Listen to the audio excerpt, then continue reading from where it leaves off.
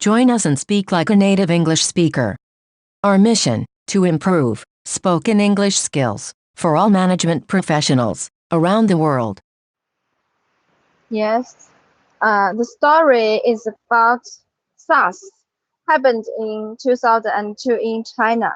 It's very serious those days. And SARS began from Guangdong province in China and went everywhere. And I just guess the most serious part was Beijing. And at that time, I was just in the university in Shanghai. Still, school took some actions to stop us going out. For example, we couldn't leave Shanghai to other provinces. We couldn't get out by train, by taxi, but had to stay in school. And those times, in China, all the people were in huge panic. And until at last, the doctor found some medicine to cure this disease. But during those times, a lot of thousands of people died. It was very sad those days. Okay, a lot of medicine agencies research for medicine for SARS, but at the first, they didn't find very useful medicine. Our school gave us some psychology books, and that let us less worry. But at the very beginning, our country didn't get enough preparation, so the SARS went everywhere. And the virus was very strong, and a lot of people lied down. The most important suggestion is not to go outside of the city, so it may stop the virus spreading everywhere. Some employees from the medicine agencies usually came to our school and to identify if there's any new patients of SARS. At first, the quality of medicine is not so good, and the SARS spread rapidly. And also, as the communications plan from provinces was due by telephone, so many people weren't aware of that, aware of the SARS, and a lot of people changed their procurement plan and bought a lot of food and stay at home. Well, they don't care about the business case of these foods because they prefer to save their life. And the cost-benefit analysis was also not very important for the medicine agencies. They prefer to find the useful medicine. At last, an agency found assumption of the medicine, and at last they succeeded. All right, so we're doing PMP, okay? Yes. So number 7. Oh, number 7. Right, Quality. just read number 1 to yourself and then explain to me in simple English, the shortest English, what does quality mean? Yeah, hard one, huh? Right? Well, okay, yes. This word means to measure something, Okay. if it's good or Right, bad. exactly. So you can say something very good, right? You can say it'll last a long time, right? And it works perfectly. So those could be quality is kind of a little bit difficult, but you may not remember the word quality, right, when you speak, right? Right. Yeah, so can you give me an example at your regular life of quality? Yes.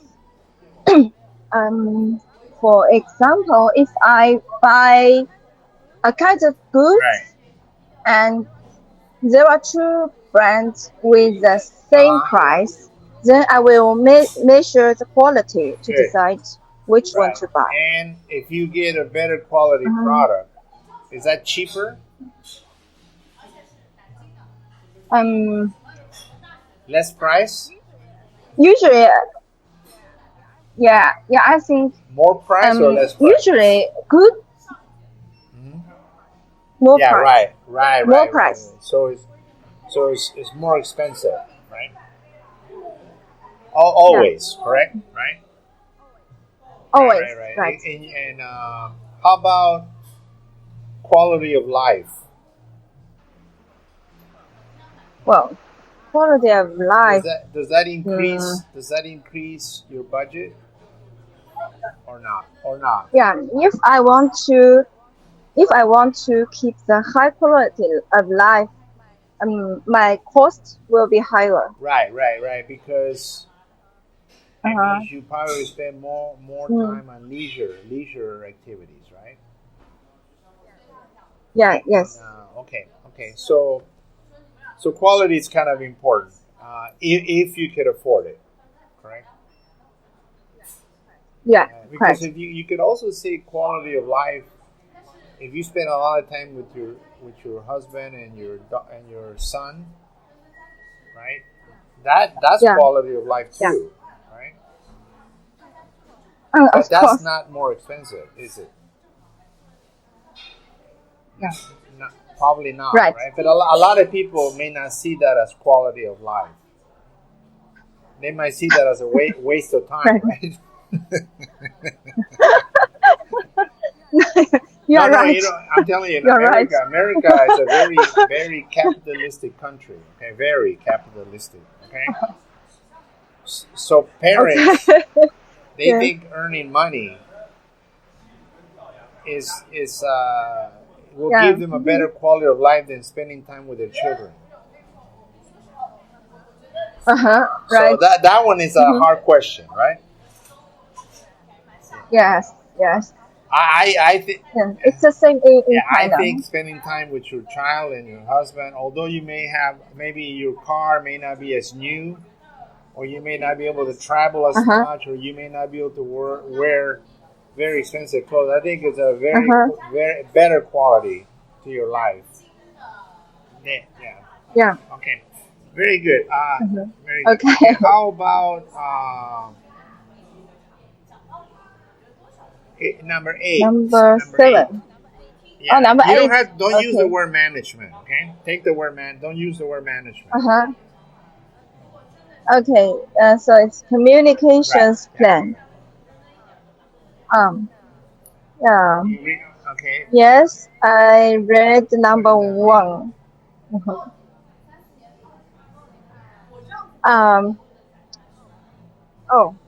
That means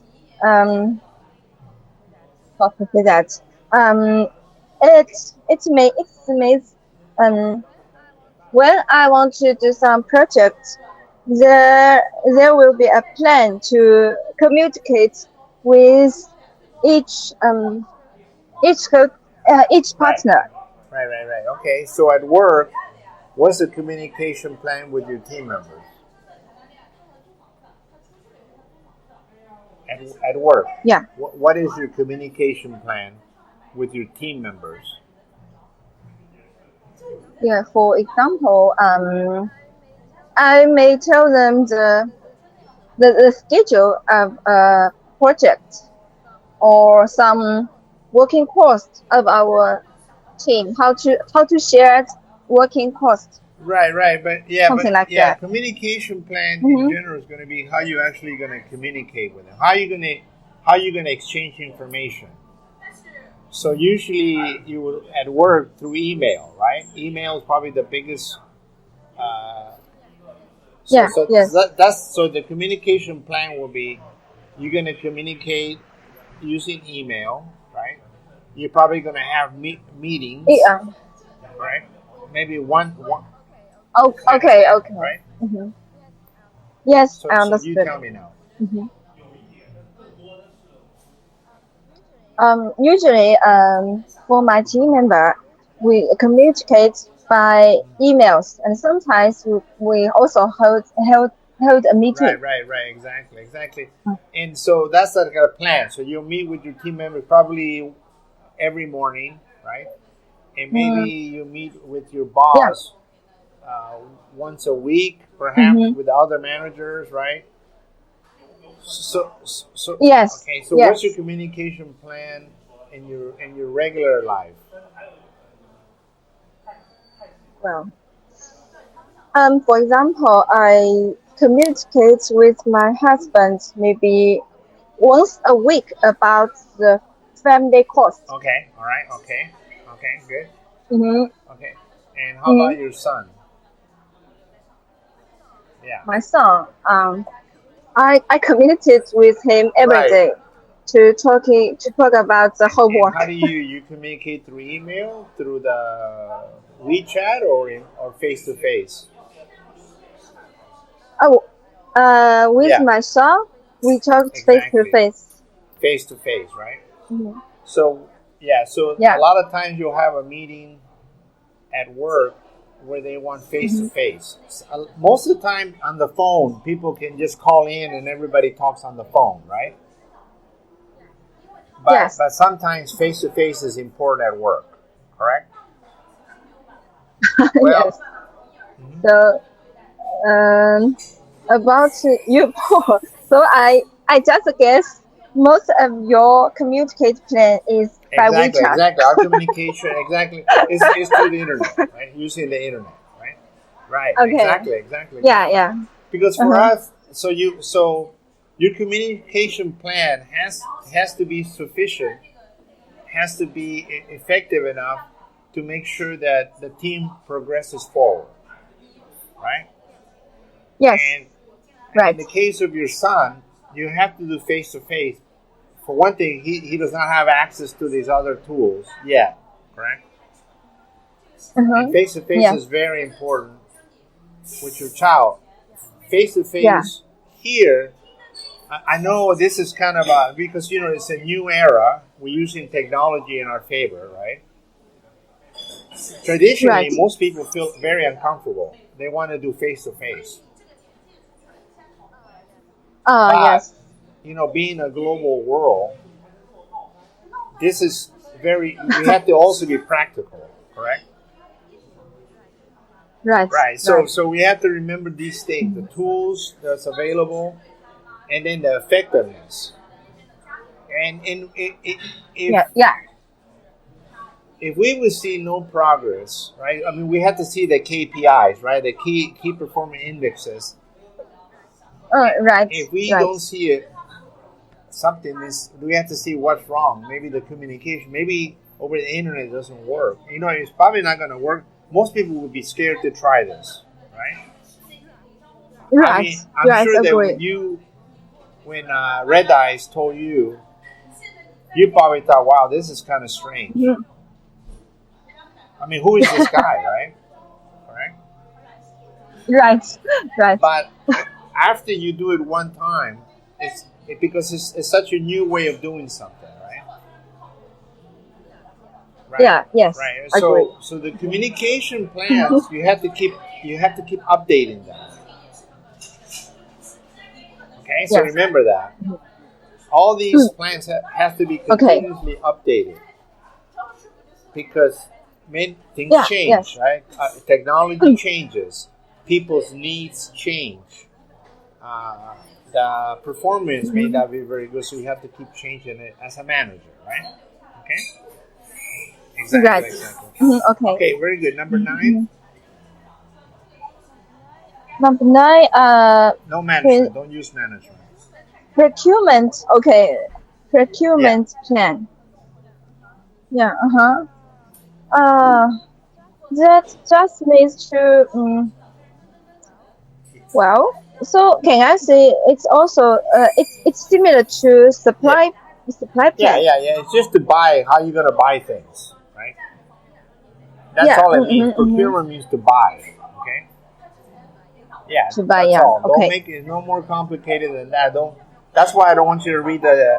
You can read the PMP, but I just wanted to confuse you. Okay.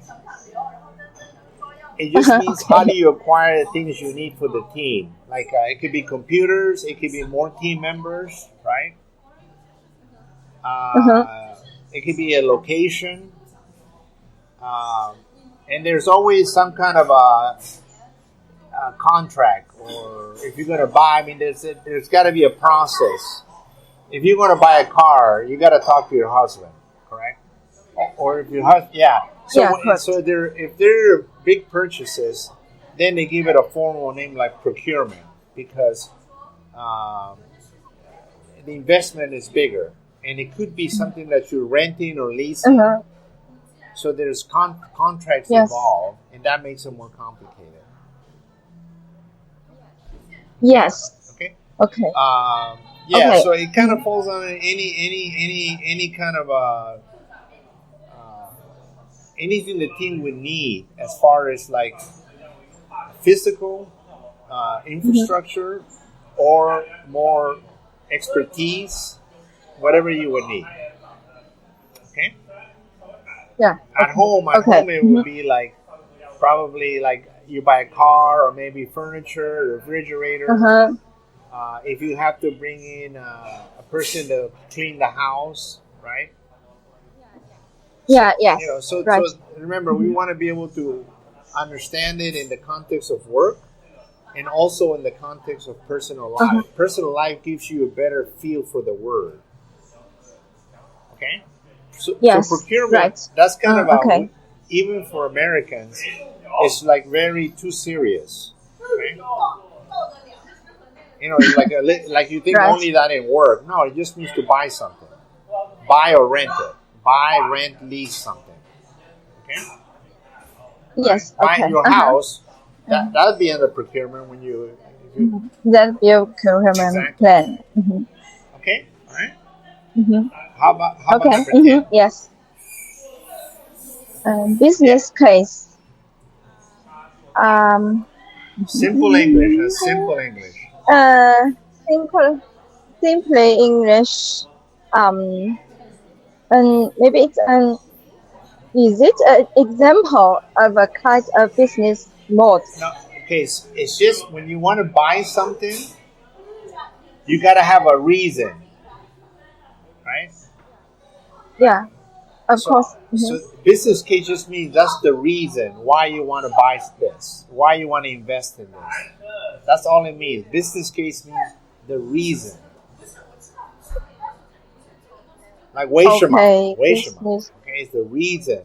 Yeah. 为什么? Exactly. Why? So you have to explain why. And usually a business case, because you're making a large investment of money over a period of time, right? So what's the reason and what are the benefits? But very high level, like, what are the benefits? How much do we have to invest, right? And what are the benefits for us? Yeah. That's real simple. It answers those questions at a very high level. Okay? So if your husband says to you at home, hey, he wants to buy a Tesla, right? So you're going to say to him, okay, why? What's the reason? What are the benefits for our family? And how much do we have to invest? How much do we have to pay? Right? That's it. Yeah. And then the business cases, he kind of explains to you why we should buy that and what are we going to get, what are the benefits for our family, how much we have to pay, and for how long, Okay? Yeah. Yes. Okay, that's all it means. That's all it means. Okay, is that how it says it in Chinese? Well, in Chinese, maybe we say 可行性报告. Okay, so this is not so good. Maybe we don't quite use this kind of words in regular life. Right. Maybe It's always used in work. Okay. In the office. But now you see that it works everywhere. Yeah. It works for home too. Okay. Yeah. So it just means the reason why you want to invest and what are the benefits and how much is it going to cost. Okay. That's it. Okay. That's a simple English. Right. So if you want if you want your son maybe to go to a private school or to go or go back to a public school, okay, then you have to give the reason. I mean, you have to explain why. Then so you have to show the business case. That's just a very formal name. Okay, it just means that. Okay. The reason. Okay. The reason. Okay. All right. So anything we do, we always have to explain why. Correct. What's the benefit and how much is it going to cost? Right. Always. And that's the business case. All right. All right. Yes. All right. Okay. Number 11. Number 11. Cost benefit analysis.